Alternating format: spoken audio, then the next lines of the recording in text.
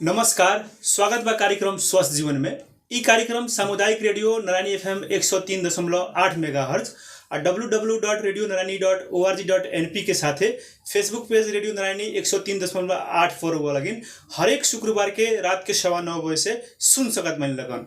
हम प्रस्तुता अनिष्कांत कुशवाहा कार्यक्रम स्वस्थ जीवन लेकर के उपस्थित हो ही गए बानी। ई कार्यक्रम में हमनी स्वस्थ रहे के आरोग्य से बचे बचावे खातिर हमनी विज्ञ लोग से चर्चा परिचर्चा करी निशन।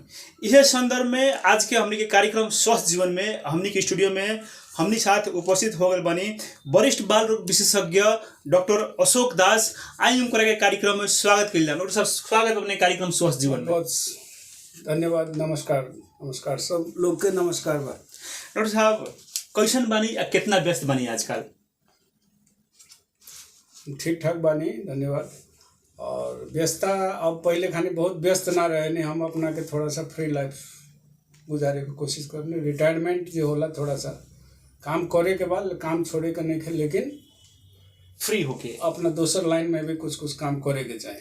डॉक्टर साहब अक्सर डॉक्टर के जीवन शैली देखल जाला तो एगो प्रेशर में ही मतलब जीवन व्यतीत देखे के मिलेला, लेकिन डॉक्टर अशोक दास ही एगो ऐसा डॉक्टर हमनी के अभी तक लेके देखे के मिलल बाटे जोन के आर्ट ऑफ लिविंग कहल जाला। बहुत लोग आर्ट ऑफ लिविंग खतरा बहुत अपन अपन अलग अलग किस्म के एगो तालीम लेके जीवन जिए के कोशिश करला, लेकिन राउर एगो शैली देखल जाला जो आर्ट ऑफ लिविंग एगो नेचुरल किस्म के बाटे। राउर डॉक्टर तरवा बहुत ही फेमस बनी पर्सा जिला कहीं या नेपाल के ही कहीं राउर एगो अलग ही छवि बा बाल रोग विशेषज्ञ के रूप में डॉक्टर अशोक दास के सब कोई जानला। लेकिन ई जोन एगो रउआ अपना एथी से फॉलोअर लोग के देखावे नहीं कि जीवन जिए के एगो और भी शैली होखेला, कोनो बिना तनाव भी लेके काम कइल जा सकत बाटे। ई अचानक कैसे आइल अपने के अंदर में कि पहले ही से रहे, हमने देखनी से ना वो कुछ साल पहले? काम तो हम व्यस्त बहुत दिन से बनी, सही कहनी है। बहुत दिन से हम बहुत व्यस्त रहनी, कब सुतत रहनी, कब उठत रहनी, कब बेड पर गईनी, कब फिर उठे पड़ल, कब के थाहे ना चलत रहे। ये हमारे क्रम 30 वर्ष करीब करीब चलल। आई 2 वर्ष से मान ली कि कोरोना जब से आयल बा, कोरोना में बहुत के परिवर्तन देखल गई कि आखिर जीवन में बाकी का बा काथी रहल बा।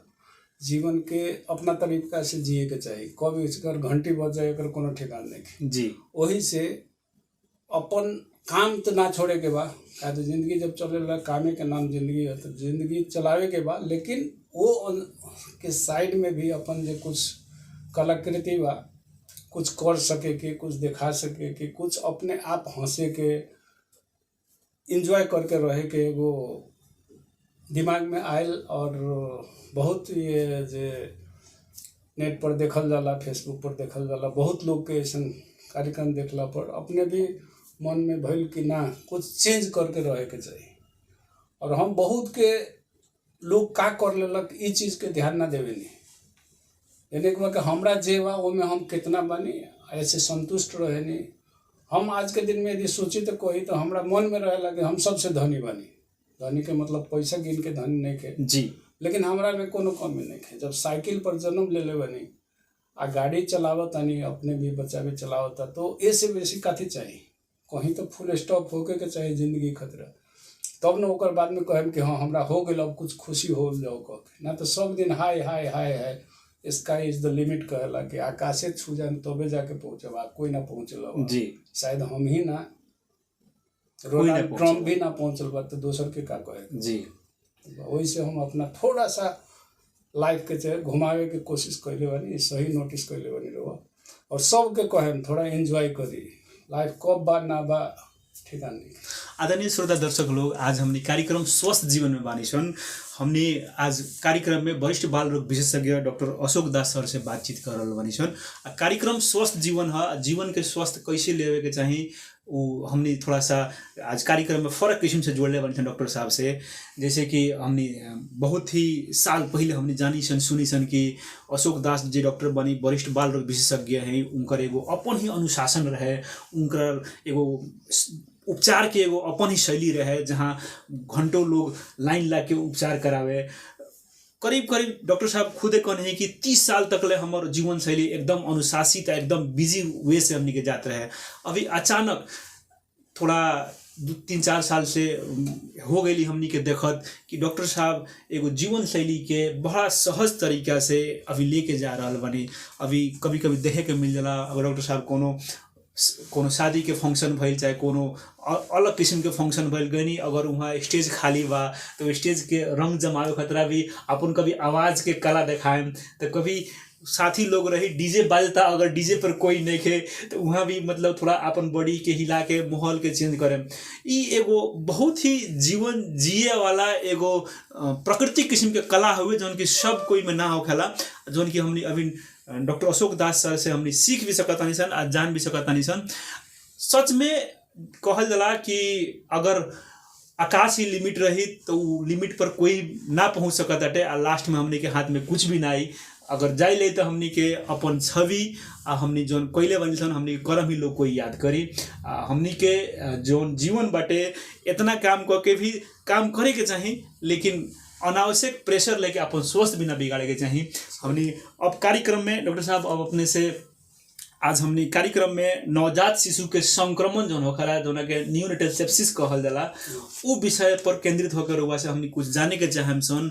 हमनी श्रोता दर्शक लोग जे बा उ लोग हमनी बतावे के भी चाहम सन। सबसे पहले कार्यक्रम में डॉक्टर साहब हमनी रुआ से सहज भाषा में हमनी जाने के चाहम सन, हमनी के श्रोता दर्शक लोग बा उ लोग भी बुझे के कोशिश करी कि ई नवजात शिशु के संक्रमण कथी अगर आसान भाषा में कैसे समझल जाए। जी, सबके समझावे तरीका से बोले चाहता नहीं। नियोनेट कहला मतलब नवजात जे कहला, नवजात के मतलब होला जैसे आजकल तो नवजात के पीरियड कुछ फर्क हो गई बा, समय समय से दायरा चेंज होला जी। नवजात के मतलब जन्म से पहले भी होला, जन्म के बाद भी होला जी। जैसे आजकल 20 सप्ताह के यदि बच्चा हो गई गर्भ के, ओकर बाद में जे बच्चा हो वो पूर्ण स्वस्थ हो कह के एक ठो अध्ययन बा, जेकर कारण से 20-22 वीक्स के बाद वाला बच्चा जन्म सकेला, वो पूरा ग्रोथ कर लेवल रहेला, ओकर बढ़िया से 24 वीक्स कही 6 महीना 24 सप्ताह ओकर बाद में बच्चा एकदम अच्छा से जन्म सकेला। ओकरा खाली छोटा रहेला, ओकरा केयर कइल जाओ तो अच्छा हो जाला। वही से आजकल का होला कि 24 सप्ताह गर्भ में जे रहेला वो समय से लेके 1 महीना के उम्र तक के करीब करीब ओकरा जे बा नवजात शिशु कहल जाला। माने शिशु गर्भ से पहले के भी शिशु कहल जाला, का पूरा रूप में फॉर्म हो गई। और ओकर बाद वाला जे बा 1 महीना तक के नवजात शिशु के रहा। वो समय के नवजात शिशु के संक्रमण या नियोनेटल सेप्टिसेमिया, रो लोग सुनत होके सेप्टिसेमिया या सेप्सिस कहला। सेप्सिस कहला से बड़ा भेग एक ठो शब्द बा, जैसे बुझाला कथी हो वास्तव में डॉक्टर के भी समझ में आवे वाला बहुत चीज नहीं है, लेकिन ये सेप्सिस कह के एगो टर्म बा जेकरा समझल जरूरी बा। सेप्सिस के मतलब का होला कि कोनो इन्फेक्शन जी नवजात शिशु जन्म से कुछ दिन पहले या जन्म के 1 महीना भीतर में सबसे एकदम कलीलो उम्र में रहेला। मतलब कलीलो के मतलब एकदम नाजुक, जेकरा छूते मात्र कुछ इन्फेक्शन ट्रांसफर होके बीमार होके बहुत सीरियस हो जाए के स्थिति में रहला। उस समय कोनो इन्फेक्शन हो गई तो ओकरा कॉमन रूप में कहल जाए नवजात शिशु के संक्रमण, नवजात शिशु के नियोनेटल सेप्टिसेमिया कहला। ओकरे लेल आजकल NICU कह के जे कहल जाला जी, तो नियोनेटल इंटेंसिव केयर यूनिट कहला, NICU जी जी, जेकरा नीसू कहला लोग या कुछ गाँव घर में। तो शीशा में रखल जे कहल जाला वही बच्चा के जे कि संक्रमित बच्चा रहेला, सेप्सिस भइल बच्चा रहेला, ओकरा राखे वाला मशीन के शीशा कह के कॉमन ना बुझे वाला लोग के या NICU कहल जाला। शीशा के घर में रखले बनी कहल, शीशा के घर में रहे। इससे पहले रहे अभी ओपन इनक्यूबेटर एकरा कहल जाला। इससे पहले रहे इनक्यूबेटर जो कि बंद रहत रहे, वो में ग्लोव्स लगा के हाथ दोनों तरफ से घुसाई बच्चा के हैंडल करी, जैसे कि बाहर के इन्फेक्शन ना जाए कह के रहे। संक्रमण बहुत साल तक चलत रहे। हमने के शुरू के समय में जब नारायणी अस्पताल में रहनी तो वो मशीन रहे, लेकिन वो मशीन में कुछ खराबी भी देखल गई कि बढ़िया से देख ना सकेला लोग जी। कभी कभार तो एंगे हो गई कि टेम्परेचर बढ़ गई, बच्चा नुकसान तक हो गई। तो वही से सीखल गई और लोग दुनिया के सीखलक तो ई ओपन इंक्यूबेटर बोलेला, जे कि आजकल जे NICU जे बा जेमें खुला रहेला लेकिन सब चीज़ के वातावरण मिलल रहेला, टेम्परेचर भी, ऑक्सीजन भी, सारा व्यवस्था ओकर रिकॉर्डेड होला और दूर से ही देख के ओकरा बेसी छूछा करे के ना पड़ेला। डॉक्टर साहब ई जौन अपने बात बतेने है नवजात शिशु संक्रमण के एगो दृश्य जौन बतेने है पहले के समय में नारायणी के और अभी के समय में ई फर्क आइल बाटे, अभी आसान भी हो रहल बाटे विशेषज्ञ लोग के उपचार करे में। और डॉक्टर साहब थोड़ा सा अब हमनी के ई बात बतावल जाम कि ई नवजात शिशु के जौन संक्रमण जौन होखेला ई कौना कारण से अभी हो रहल बा सन। पहले बहुत कम सुने के मिले, लेकिन आजकल लोग के सर सफाई भी देखाई के मिलताटे। पहले लोग डॉक्टर के लगे पूर्व सुतकेरी के जांच करावे ना जाए, ANC चेक करावे ना जाए, अभी जात भी बा लोग, अभी अवेयरनेस भी बढ़ल बा, लेकिन पहले से रूप से थोड़ा सा देखल दाम तो ई जौन समस्या बा अभी बढ़ल नजर ही आवताटे। पिछिलका अगर कई दशक के रिकॉर्ड देखल दाम तो एगो इहे जौन बाटे एमे कोनो खासे सुधार अभी लेकिन नहीं देखे के मिलल। तो एकर कारण पहले थोड़ा सा बतावल जाए कथी हुए, कौन कारण से होला? देखिए अनिश जी, सबसे बड़का बात तो का बा कि पहले के अभी के पहले कुछो ना रहे, अभी बहुत हो गई वाला बात नहीं है जी।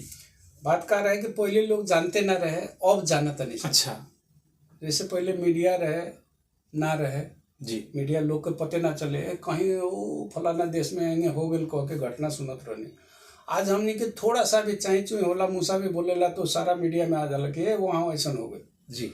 चाहे वो रेप के कांड होए, नाबालिग रेप के कांड होए, देखो तनी कितना मीडिया में आ रहा बा। वही ने जब भाई बीमारी के थाए ना रहे, एक डिफिनेशने ना रहे। जब हमनी सन आज से 32-33 वर्ष पहले बांग्लादेश में बच्चा के पढ़ाई करे गई जी, वो समय भी वो बंद वाला इंक्यूबेटर रहे। अच्छा, वो उतना बड़ा इंस्टीट्यूट में 4 गो 5 गो इंक्यूबेटर रहते रहे। आज ऐसा बा कि यहाँ बीरगंज में 20 गो हॉस्पिटल बा, आ सब हॉस्पिटल में 10 गो 15 गो 20 गो इंक्यूबेटर जे कि ओपन इंक्यूबेटर जरा शीशा कहल जाला या NICU कहला, ई बेड बा नारायणियों में बा जी। हमनी सब नारायणी में काम करते रहनी तो इंक्यूबेटर बंद वाला रहे, एको गो NICU कह के कंसेप्टे ना रहे।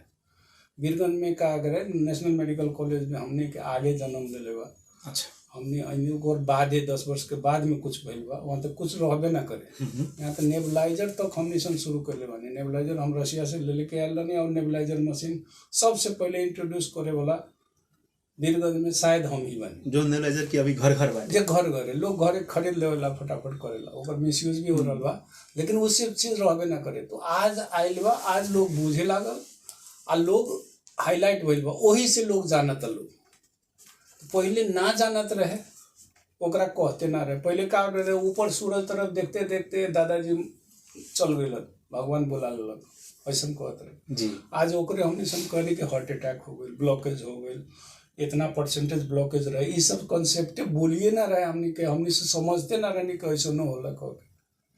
ठीक बा, अब बुझता नहीं तो वो हाईलाइट में आवता, वही से कहता है ऐसे।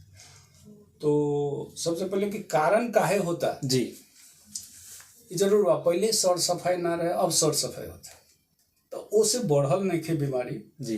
बल्कि अब ध्यान बा, वर्ल्ड के रिकॉर्डे बा कि 8-10% 15% तक बीमारी जे नियोनेट जे बा, नवजात शिशु बा, ये बीमार पड़ेला, सेप्सिस वाला केस मिलेला, ये वर्ल्ड वाइड रिकॉर्ड बा।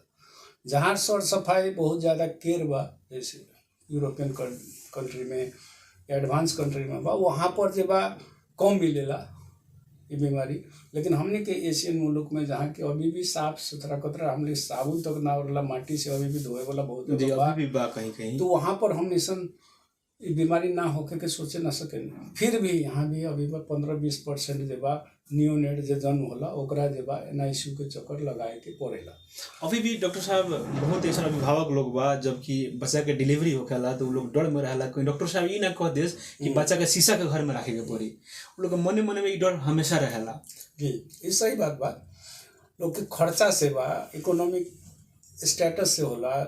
दूसर जगह जहाँ पर सब कोई इंश्योर्ड बा अमेरिका में, तो वहाँ ओकनी के वो टेंशने नहीं कि ऑपरेशन करके डॉक्टर साहब बच्चा जन्मा दिहन, पैसा बेसी लाग जाए या NICU में रखे पड़ी। वहाँ तो रेगुलर नियम बा कि बच्चा जन्मी तो ओकरा NICU में पहले 24-48 घंटा रखही के बा। तो वहाँ ना बोलेला लोग को, वहाँ तो इंश्योरेंस से पैसा देला। लेकिन हमनी के यहाँ तो हर चीज़ तो हमनी के पॉकेट से तिरे गए बा। हमनी किसान मजदूर करे वाला आदमी, हमनी के ये तराई में जगह जहाँ पर सर्विस करे वाला आदमी बहुत कम होला, ओकनी के आय आर्जन बहुत कम बा। ओकरा खतरा एक दिन में 2000-3000 रुपया तेरे पड़े तो ओकरा लागी तो बहुत बड़का चीज जी। वही से डरेला लोग। वही डर के कारण का बा आज तो गवर्नमेंट बहुत जगह व्यवस्था कर देले बा, चाहे बर्थिंग सेंटर बा, हेल्थ पोस्ट सब पर बा जी, नर्सिंग स्टाफ सब ओकरा बच्चा के तालीम दे के भी करा रहल बाटे। तालीम ट्रेंड बा मैन पावर, तो उ सब बच्चा भइला से बहुत कम बीमार पड़ रहा बा। ना तो पहले तो हॉस्पिटल पुगते ना रहे, तो बहुत कोई हमने से नोटिफाई ना कर सकत रहनी, ना तो अभी जे बा बहुत कम हो गई बा, अभी बहुत कम हो गई बा। हेल्थ पोस्ट पर बच्चा जन्म ली तो वो कोई चमाइन के जन्माइल आ हेल्थ पोस्ट पर जन्माइल तो फर्क पड़बे करी जी। तनका सा केयर हो जाए, सक्शन वगैरह कर दी, मुंह में गंदा ना जाए सके या गइल तो ओकरा निकाल दी तो बीमारी ना हो। तो अभी जे बा हमने के बहुत कम बा, लेकिन हाईलाइट में आयल बा तो बहुत कम लौकत आया इतना, लेकिन जन्म कितना ज़्यादा हो रहा बा। वहाँ पर कई गो बा हमने के वीरगंज में जोड़ लेते 100 गो ना 150 बेड हुए जी, वो हमें सब भरल रहेला वाला बात तो नहीं के भरले रही। हाँ, तो केयर करे के सेंटर ज़्यादा हो गई बा। हमने के यदि केयर करे के तरह NICU में रख दें तो बच्चा के बचे के चांस ज़्यादा हो। तो डॉक्टर के हाथ में तो इहो तो बाकी वही में रख के पैसा कमा ही खतरा नहीं है। ई ना कह सके नहीं कि बहुत को ई ना सोच के करेला लोग कर सकेला, आदमी अलग अलग बा, हर के सोच लेकिन वहाँ रखल जरूरी 24-48 घंटा। तो ऐसे भी नॉर्मल डिलीवरी वाला के भी रखल जरूरी बा, का तो देख ली कि कोनो दिक्कत नहीं है। सब चीज़ तो सीधे थोड़े लोकेला, शुरू के समय बच्चा ठीक रहे 24 घंटा बाद में दिक्कत होला। डॉक्टर साहब जैसे कोई कहेला कि हमारे बचवा के खाली हल्का फुल्का सर्दी रख हुए, बचवा 15-20 दिन के रख हल्का खाली सर्दी आई रख हुए, खोखी हल्का घुरघुर रख हुए, डॉक्टर साहब तो वो शीशे के घर में रख देने ही 15 दिन के बच्चा के। तो थोड़ा सा ई चीज़ के बताओ ना डॉक्टर साहब कि डॉक्टर लोग कहेला कि 60 दिन से कम के बच्चा हुई तो के NICU में ही रख देवे के, ई का बा के कारण में आखिर ई थोड़ा सा अनुचित हो रहा बा। अब ये 100% कुछ ना होला जी, ठीक बा। ऑपरेशन करे वाला कहेला कि सिजेरियन करे पड़ी, कह सिजेरियन कहे बहुत आसान काम बा सही में जी। 2 पैसा भी होला तो हो सकेला, लोभ लागत हो ना लागत हो से बोला बात नहीं। कोई गाने वाला कहता कि ऑपरेशन कर दी, कह नारायणी में जाके कहाँ कोई बोलेला कर ना दो, क्या तो वहाँ पैसा ना लगेगा जी, तो वहाँ तो वो फटाफट चल जाने कि जल्दी कर दी हमरा। लेकिन वही प्राइवेट में लोग के बोल दी कि ऑपरेशन करे पड़ी तो लोग लागेला कि पैसे ताकत है, वहाँ पैसा नहीं खे लागत, वही से लोग कहता फटाफट कर दिया ऑपरेशन। कोई कहेला वहाँ करता है का मतलब ठीक कर लेगा, पैसा तो वहाँ भी मिलेला लेकिन गवर्नमेंट दिलेला तो रुआ के दिक्कत ना हो जाला। लेकिन प्राइवेट में अपना खलती से लागी तो थोड़ा सा ये हो जाता। ये बात डॉक्टर साहब कुछ जगह तो अनावश्यक मनसाई लेख से भी ये चीज़ हो सकेला, हम कहने 100% कहीं भी ना होला जी। अनिश जी बने अशोक दास बात सबके एक रंग कैसे 5 गो अंगुरी 5 किस्म के होला जी जी। एगो कितना निमन से बोली, एगो वो है कैसे रॉक बोली, एगो के ठाड़े बोल दिए, एगो सीधे फेंक दी कौआ के कागज, ये अलग बात है। ये तो अलग अलग वो सब जगह के प्रकृति बा। लेकिन अच्छा से राखे खतरा, केयर करे खतरा 24-48 घंटा कोनो भी बच्चा के वहाँ रख सके, ये गवर्नमेंट की व्यवस्था कर देवे के चाहिए। जो केयर टेकिंग उस जगह हर जगह सुविधा हो जाए के चाहिए कि आदमी देख लेवे एगो डॉक्टर के नज़र में कि 24 घंटा ठीक बा 48 घंटा ठीक हो तो ले जाओ घरे आराम से जाए। सब का रहेला जे रुआ जे कहनी है कि सर्दी तनी तनी होके आइल बा रख देवे के कहता, ये भी तो कंप्लेन आवता है कि कुछो ना रहे, काल तले ठीक रहे आज वैसन हो गए। एक बात कहाँ से आवेला, एक बात होला जैसे हम एग्जाम्पल कॉल करनी कि जैसे मट्टी तेल खा के आयल बा बच्चा, जौन बेरा मट्टी तेल खैलक 2 घंटा 4 घंटा में रोवा लगे मट्टी तेल खा लेल बा बच्चा, ठीक है बा खेलते लग हाँ ठीक है बा, तो दवाई ववाई लिख देनी घर लेने, बिहान आके झगड़ा करे आवे नहीं फिर वह देखी तो कालू दवाई दिले बने, कौन दवाई दिले बने, बच्चा इतना सीरियस हो गए। तो भाई मट्टी तेल खाइल बच्चा के तुरंते असर ना होला, गंदा खा ले बाद नवजात शिशु तो तुरंते खराबी ना हो जाला। वो जब भीतर जाला लंग्स में पहुँचल वो खराबी कैलक तब निमोनिया डेवलप होला। तो आज तो पाजर नहीं के मारत जी, बिहान आए 24 घंटा बाद में देखो तन पाजर मारल तो डॉक्टर के कहम के गलती हो गई, और वो कह दिलक रखे के तो रुआ कहम कि वो पैसा खातिर रख दिलक। तो सब चीज़ में डॉक्टर के दोष ना होला, सब डॉक्टर एक ना होला, ये भी बात बा। लेकिन बिहान परसों 24-48 घंटा में वो मट्टी तेल खाए या गंदा गईल जो पेट में या छाती में गइल, ओकर खराबी 48 घंटा के बाद होला। तो एक बेर हम कैसे कह दें कि होई कि ना 2 दिन के बाद में देखा कितना गइल ओकरा भीतर में, उ कितना लंग्स में गइल, फेफड़ा में गइल, ओ से डिपेंड करला कि बिहान कैसन होई। उ तो हम देखले नहीं जी। आ गइल तो उ पेट में चल जाई तो कुछ ना हो सकेला। लेकिन अच्छा खतरा तो बा कि उ देख लेनी कि हाँ बढ़े लागी तो हम निसन वो जगह पर रही तो कंट्रोल कर सके।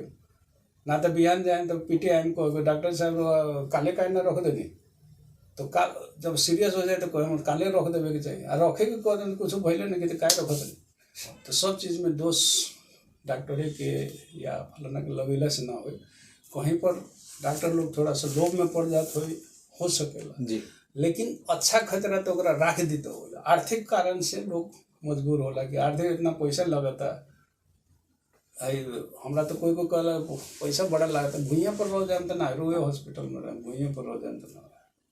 डॉक्टर साहब अब थोड़ा सा हमने के अभी बात बतावला कि कोई बच्चा के अस्पताल से लोग ठीक ठाक लेके घरे चल गए, घरे गईला के बाद में उ नवजात शिशु में कैसन लक्षण देखी लोग, अभिभावक लोग तो लोग के शंका करे के पड़ी कि संक्रमण के लक्षण हुए, चलल ना डॉक्टर साहब के लगे लेके भरना करावला। 4-5 गो लक्षण सब बात एकरा देख के हमनी सन कोई आ गईला ओकरा घरे भी पठावे नहीं, तो कभी लिख के पठावे नहीं, बिजी रहला पर नहीं लिख के मुँह से बता देवे नहीं। जैसे कि जन्मल बच्चा बा यदि दूध बढ़िया से पियता, रोता बढ़िया से, तो 90% बच्चा ठीक बा। अगर बच्चा अच्छा से दूध पियता रोता बढ़िया से तो ठीक, कोई दिक्कत नहीं। बच्चा के बुखार कस के आवे, यह बच्चा एकदम ठंडा होता, ये दोनों डेंजरस चीज़ है जी। ठंडा भइल भी सेप्टिसेमिया, बुखार बहुत ज़्यादा हो गई सेप्टिसेमिया, पेशाब बहुत देर ना कैलक, ये चीज़ भी ध्यान देगी। पैखाना 5 दिन ना करी तो कोनो बात नहीं, लेकिन पेशाब 24 घंटा क्रॉस करता तो सतर्क हो जाए। तेसर बात जैसे कांपे के बच्चा कंपनी कहला ना जी, आग कांपे ला, ऊपर ऊपर देखे लगा, पिए के छोड़ दिलक, दूध कम पिए लगल या पिए के हो गई, जितना चंचल हो के चंचल नहीं खे, वो सुस्त रहेला एकदम, ये सब डेंजरस साइन है। पेशाब ना कैलक, बुखार कस के हो गई या ठंडा हो गई बच्चा, दूध नहीं खे पियत या दूध पियत तो बार बार उल्टी कर देता, उल्टी करी तो और ज़्यादा बिगड़े के चांस रहेला। ये सब लक्षण जहाँ आयल तो सोचे के नहीं, कहीं ना कहीं डॉक्टर से या हेल्थ पोस्ट पर बा हेल्थ पर्सनल से ककरो से कॉन्टैक्ट करके आगे बढ़े के जरूरी बा। उतना खाली केयर कर दे तो ज़्यादा दिक्कत ना होला। डॉक्टर साहब जैसे कि कोई बात थोड़ा सा ढीला सुस्ती भी कर देवाला, जो नवजात शिशु होखेला विशेष 1 महीना 1.5 महीना 2 महीने के लड़का के लोग ले जाए के ना चाहेला, हल्का फुल्का समस्या बा तो लोग के बुझाला कि थोड़ा मोड़ा समस्या बा ठीक होइए जाई, तब तक ले वो बीमारी अपन भीतरे भीतरे बहुत बढ़ जाला। अगर डॉक्टर साहब कोई अभिभावक अगर नवजात शिशु के संक्रमण के नहीं पहचान कर सकत समय में, तो अगर वो अस्पताल में थोड़ा सा लेट से आवताटे तो एमे जटिलता सब कथी बढ़ सकताटे? बहुत किस्म के ये सेप्टिसेमिया वो पीरियड में नवजात शिशु के हमने से बात करता नहीं तो सेप्सिस या सेप्टिसेमिया कहल जाला। ये तो सबसे बड़का चीज़ है, बड़का से बड़का प्रॉब्लम हो सकेला। साधारण कांपल 1-2 बेर कांपल नॉर्मल चीज़ हो सकेला जी, लेकिन हो कि ना से कैसे था चल हमने वाच करें देखें जो वो साधारण बात है, एगो साधारण दवाई देनी वो ठीक ठाक रह गई, आ यदि बढ़ते गए तो ओकरा दवाई भी तो करे पड़ी। पेशाब ना कैलक, ये छोटा सा हो सकेला कि ओकरा दूध बढ़िया से ना पीलक, वही से पेशाब ना कैलक, गर्मी बेसी बा वही से पेशाब ना कैलक, ये भी हो सकेला। लेकिन इतना लंबा हो रहा बा पेशाब ना कैल, वो हो सकेला किडनी पर असर करला। सेप्टिसेमिया में किडनी सबसे पहले बिगड़े के कारण है, बढ़ जाला तुरंत। पैखाना 2-4 दिन ना करी ना, लेकिन पेशाब 24 घंटा ना करता तो ओकरा हमेशा ध्यान देवे के दिक्कत वाला बात बाटे। कपड़ा भिजल बा कि ना भिजल बा, दूध नहीं खे पियत, बहुत बड़का से बड़का बीमारी हो सकेला। या बच्चा बहुत ज़्यादा रोता, एगो मेनिंजाइटिस तक के बीमारी ओकरा हो सकेला, वो कारण से मेनिंजाइटिस तक ले हो सकता है। बहुत कोनो कारण बच्चा तो कुछ ना बताए, एक गो का बिना अकारण रोते जाता बहुत ज़्यादा, ये बहुत बड़का प्रॉब्लम हो सके। साफ चुप हो गई, रोते नहीं खे, कितना चलावता नहीं, सुस्त हो, इहो एगो बीमारी के लक्षण बा ये सेप्टिसेमिया के।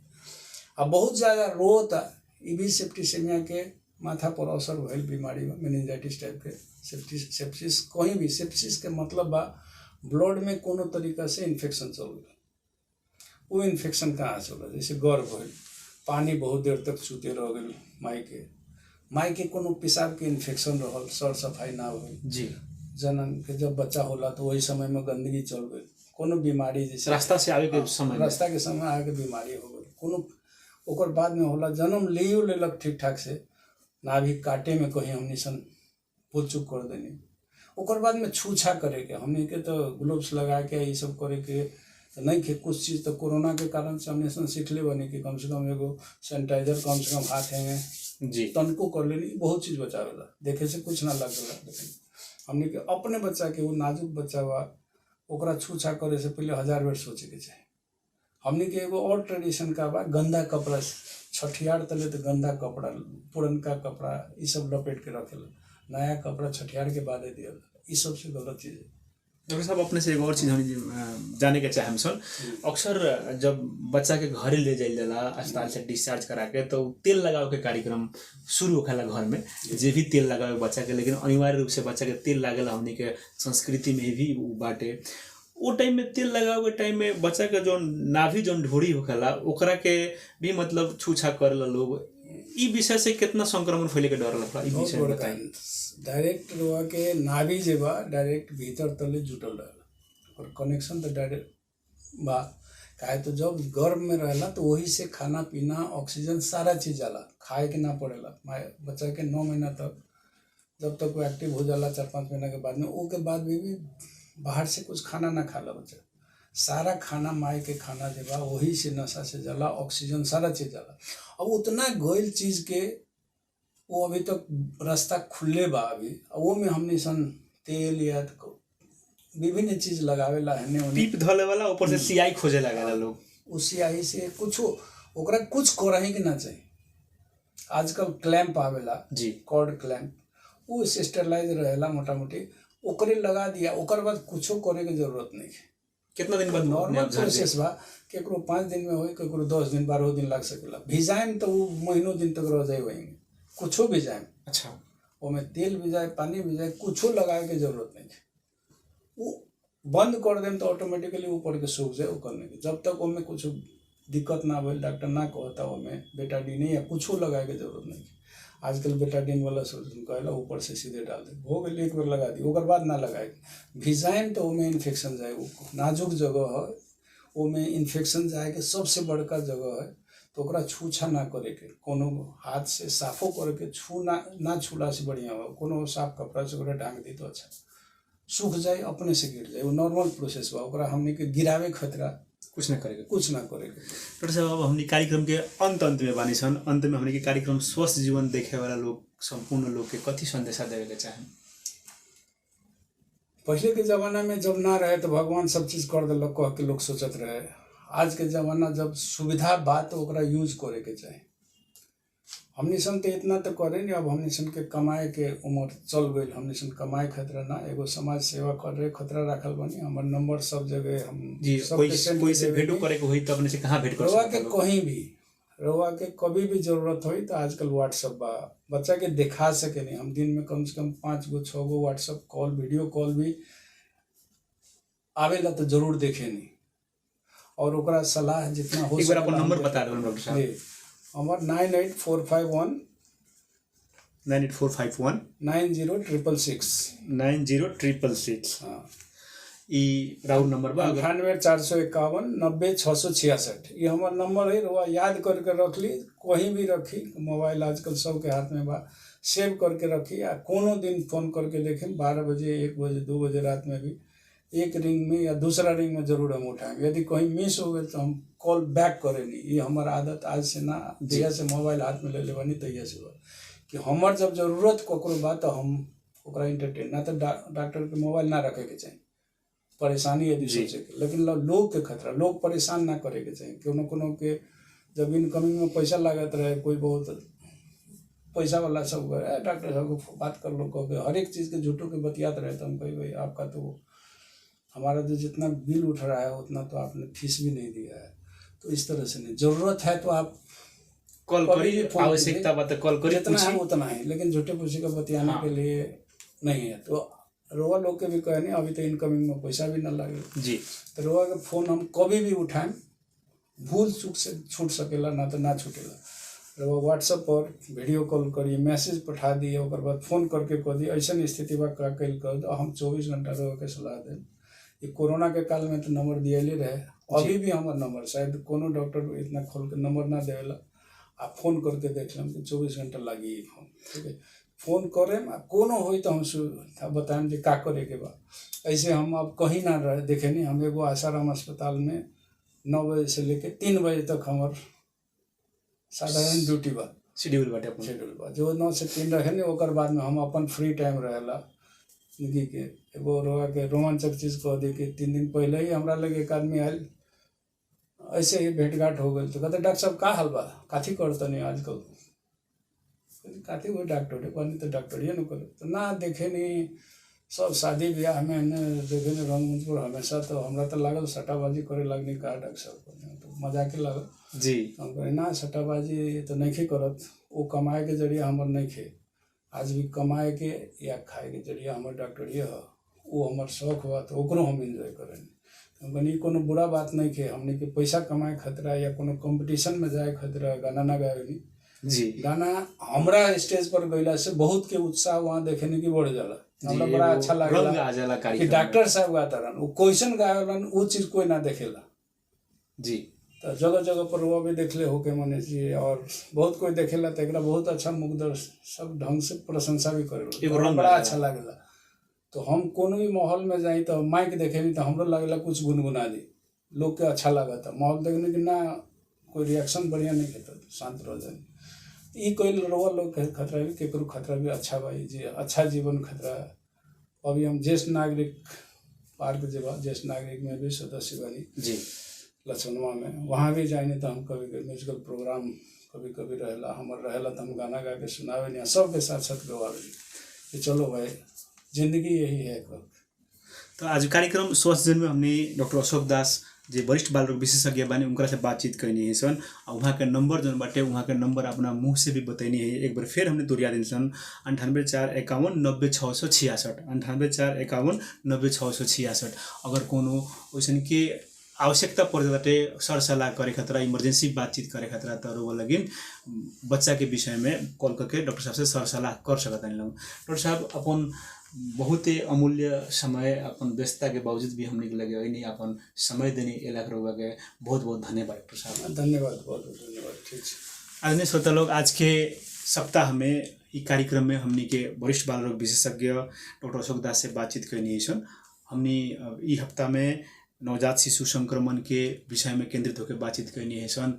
और वैसे ही अभी थोड़ा सा आर्ट ऑफ लिविंग जो जीवन शैली बाँचे के जो शैली बा डॉक्टर साहब से हमने ओकरा विषय में कंका साहब टच करनी है सन। आज के कार्यक्रम अपने लोगन के अच्छा लागल है, हमने अपेक्षा आशा करते सन। अगला सप्ताह हमने अबे करम सन। अब प्राविधिक मित्र का धन्यवाद देते हुए हमने विदा करम सन। नमस्कार, शुभ रात्रि।